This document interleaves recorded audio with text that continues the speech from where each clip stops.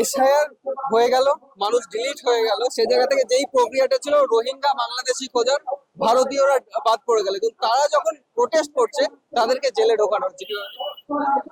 আজকে মানে এই যে এসআইআর প্রক্রিয়াটা, সেটাই এক তো আমরা দেখলাম যে একদম বেছে বেছে সংখ্যালঘু মানুষদের বাদ দেওয়া, এটা যেমন হলো, একই সঙ্গে নিম্নবর্ণের বহু হিন্দুও বাদ গেছেন এই প্রক্রিয়ায়। মহিলাদের একটা বড় অংশ নানান টেকনিক্যাল জটিলতার কারণে বাদ গিয়েছেন। তো এইটা জিনিসটা যখন হয়েছে এবং মানুষ যখন একের পর এক মানুষ প্রথমে ফর্ম ভরলেন, অ্যাডজুডিকেটেড, সেখান থেকে আবার তাদের নাম ডিলিট করা, আবার ট্রাইব্যুনালে ছোটা, এইরকম একটা চূড়ান্ত হয়রানির একটা মানে একটা প্রসেসের মধ্যে মানুষকে ঢোকানো হলো।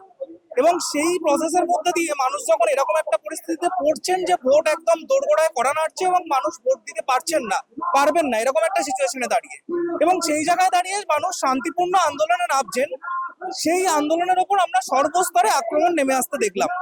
মানে এটা শুধুমাত্র কোনো কেন্দ্রীয় সরকার বা কোনো একটা নির্দিষ্ট এর থেকে নামছে আক্রমণটা, এরকম কিন্তু নয়। মানে একদিকে আমরা দেখলাম মানে একদম কেন্দ্রীয় বিভিন্ন সংস্থা, সেখানে এনআইএ এর মতো সংস্থা, তাদের একটা মানে ভয়ঙ্কর রূপ আমরা দেখলাম। এরকম একটা শান্তিপূর্ণ আন্দোলন, সেখানে এতজনকে গ্রেপ্তার করা, এবং যেটা সবচেয়ে সমস্যাজনক, বারবার কোনো একজন ব্যক্তিকে আইডেন্টিফাই করে তিনি কোন দলের এই এবং তিনি গ্রেপ্তার হয়েছেন এইটা প্রচার করা হচ্ছে।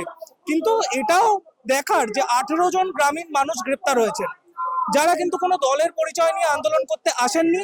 আর যদি ওইরকম কোনো একটা গণ আন্দোলনের জায়গায় কোনো একজন মানুষ কোনো সংগঠনের থেকে সেই পরিচয় না নিয়েই আসেন, সেখানেও কোনো সমস্যা দেখা যায় না। কেউ একটা ভিডিও দেখাতে পারবে না যে কোনো হেড স্পিচ দিয়েছেন বা কিছু হয়েছে, তারপরেও এরকম একটা আক্রমণ নামিয়ে আনা হলো। এটা 1 নম্বর। 2 নম্বর ব্যাপার, সুপ্রিম কোর্ট যে আচরণটা করছে এবং সুপ্রিম কোর্ট যে ধরনের বক্তব্য রাখছে, রায় দিচ্ছে, সেটা অত্যন্ত নিন্দনীয়। মানে এই সময় দাঁড়িয়ে এই যে বিভিন্ন কেন্দ্রীয় সংস্থা এবং সুপ্রিম কোর্টের যে ধরনের মানে রায় বা স্টেপ আমরা দেখছি, সেটা প্রচন্ড ভাবে বায়াসড একটা ধরনের জিনিস। সেটা একদমই বিজেপি আরএসএস এর যে ফ্যাসিস্ট হিন্দুত্ববাদী প্রোপাগান্ডা, তাকে সরাসরি একরকম ভাবে প্রচার করাই আমরা মনে করি। আজকে একটা শান্তিপূর্ণ আন্দোলন হওয়ার পর কোথায় ঘেরাও হয় না, সব জায়গায় ঘেরাও হয়। আজকে সেই ঘটনার পর সুপ্রিম কোর্ট বলছে বাংলার সমস্ত কিছু মানে ন্যায় নীতি ভেঙে পড়েছে।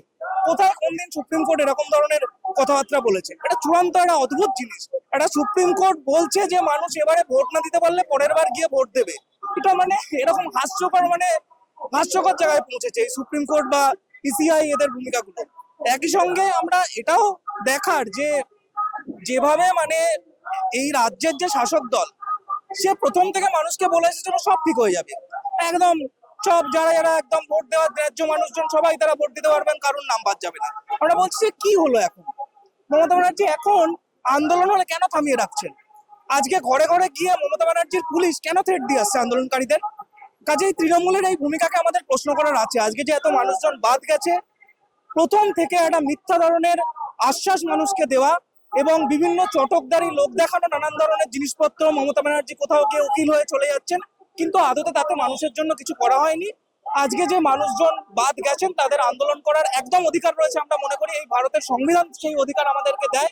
আজকে সুপ্রিম কোর্ট, ইসিআই যেই বলুক, সেই অধিকার চলে যাচ্ছে না কোনো মানুষের। জুডিশিয়ারিদের এইভাবে ঘেরাও করে আন্দোলন করা সঠিক বলছে? আজকে যদি শান্তিপূর্ণভাবে কোনো আন্দোলন হয় এবং সেখানে যদি ঘেরাও হয়, আমি বলছি ধরুন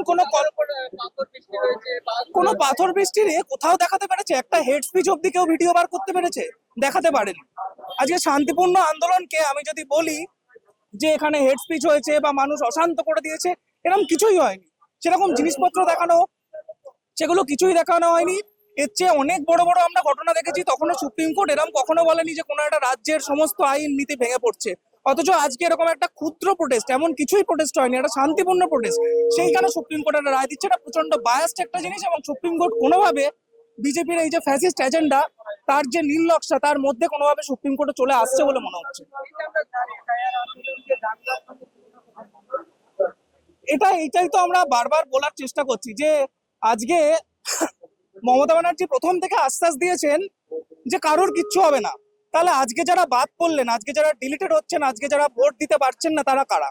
তাহলে এই মিথ্যা আশ্বাসটা দেওয়া, এই উকিলের কোর্ট পড়ে মিথ্যাভাবে এই কোর্টে গিয়ে এই যে নাটকগুলো করা, এইগুলো কেন?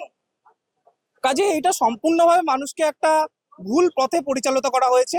আজকে যে মানুষজন আন্দোলন করছেন, তাদের সেই আন্দোলন সম্পূর্ণ করার অধিকার রয়েছে বলে মনে করি এবং আমরা সমর্থন করি। আজকে বিজেপি একইভাবে এই আন্দোলনগুলোকে দাঙ্গার সঙ্গে তুলনা করতে চাইছে। আজকে মমতা ব্যানার্জি সেই বিজেপির রাজনীতির মধ্যেই কোনোভাবে এসে তিনিও সেই একই প্রচার করছেন, এবং এই গোটা জিনিসটার মধ্যে আরো একটি সংসদীয় দল সিপিএম, তারও নেতৃস্থানীয় বিকাশ রঞ্জন ভট্টাচার্য বা সুজন চক্রবর্তী এরা যেরকম ধরনের বক্তব্য রেখেছেন সেটা অত্যন্ত ঘৃণ্য বক্তব্য। আমরা সাধারণ মানুষের এই আন্দোলনের একদম পাশে আছি। শান্তিপূর্ণ এই আন্দোলন করার অধিকার একদম মানুষের রয়েছে, আমাদের সংবিধান এই অধিকার দেয়, এবং আমরা এই আন্দোলনের পাশে থেকে আমরা এই মানুষের সাহায্য করার চেষ্টা করব। মুর্শিদাবাদ নিয়ে বেশ কিছুদিন ধরে একটা টার্গেটেড ব্যাপার লক্ষ্য করছিলাম, সেই কারণেই যদি এই আন্দোলনকে দাঙ্গার রূপ দেওয়া হচ্ছে, অন্য কোনো বলে কি এটা আন্দোলন হিসাবে ধরা হচ্ছে? দেখুন, কয়েকটা ব্যাপার লুকোছাপা করে তো লাভ নেই। মানে আজকে যারা বাদ গিয়েছেন, যারা অ্যাডজুডিকেটেড হয়েছেন, তাদের মধ্যে সিংহভাগ মুসলিম মানুষকে বাদ দেওয়া হয়েছে এবং বেছে বেছে বাদ দেওয়া হয়েছে। আজকে মালদা মুর্শিদাবাদের কথা আসছে, আমি আরো দুটো জেলা যোগ করছি, উত্তর 24 পরগনা এবং দক্ষিণ 24 পরগনা। এই চারটে জেলা বাংলার সবচেয়ে বেশি মুসলিম অধ্যুষিত অঞ্চল, এবং এইখানেই সব থেকে মানুষকে টার্গেট করে করে বেছে বেছে বাদ দেওয়া হয়েছে। কাজেই সেই মানুষ আজকে আন্দোলন করলে সেই মুসলিম মানুষকে আপনি যদি বেশি দেন, যে মানুষ বেশি আন্দোলন করবে তারা মুসলিমই হবে, তাহলে সেটাকে আমি বলতে পারি যেটা হিন্দুদের বিরুদ্ধে মুসলিমরা আন্দোলন করছে? আমি তো নিজে একজন হিন্দু, কোথাও গিয়ে তো আমার মনে হয়নি সে আমার বিরুদ্ধে আন্দোলন করছে, সে তার নিজের অধিকারের জন্য আন্দোলন করছে, আর আমি তার এই অধিকারের পাশে আছি, একদম সর্বশক্তি দিয়েই থাকতে চাইবো।